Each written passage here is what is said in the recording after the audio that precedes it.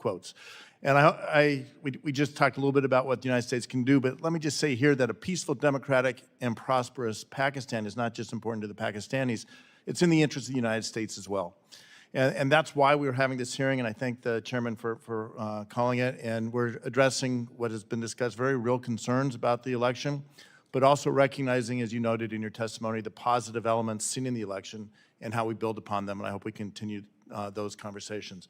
I want to shift gears a little bit and touch on Afghan deportations, though. I share, with others, the deep concern of these mass deportations of undocumented Afghans back to Afghanistan, where they're going to live in horrible humanitarian conditions under the Taliban. Human Rights Watch claims that Pakistani authorities have committed widespread abuses against Afghans living in Pakistan to compel their return to Afghanistan, including by confiscating property, destroying documents, and physically abusing individuals. Has the U.S. raised these concerns with the government at all, and how is the U.S. working with the international community to push back against this policy? Thank you, sir.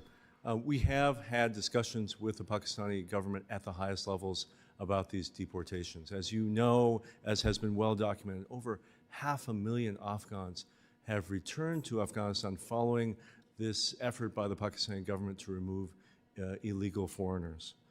From the first day of that process, we have been in touch with the Pakistani government, both about the humanitarian consequences of this mass deportation, but also to try to protect those Afghans who have a pathway to coming to the United States. There are thousands of Afghans who worked with us, who worked with our embassy or our military, who have fled to Pakistan and sought sanctuary there. We have been very keen that those Afghans are allowed to stay so we can process them. And they're still in processing. And they are. And the Pakistani government has actually, on this one issue, been very supportive. We are grateful for that. On the broader issue, we are talking with the new government now about trying to make sure that the rights of Afghan refugees are respected. We are thankful, right? The Pakistani people have hosted over 3 million Afghan refugees now for over 40 years. It is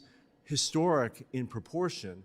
That sacrifice does not go unnoticed. At the same time, we very much hope they work with the UNHCR as they enter this next phase where they're trying to figure out whether more people are returning, whether some of those who have returned are able to come back to Pakistan, and that the needs of those refugees are being met.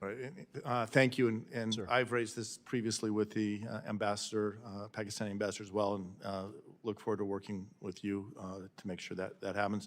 I'll shift gears again. We touched on this. I'll pick up where Mr. Lawler left off. Pakistan-Iranian relations. You mentioned the escalation, the recent escalatory environment, the strikes in January. Where do you see that moving? Do you think the strikes were one-off occurrences or something that could continue to escalate in the future?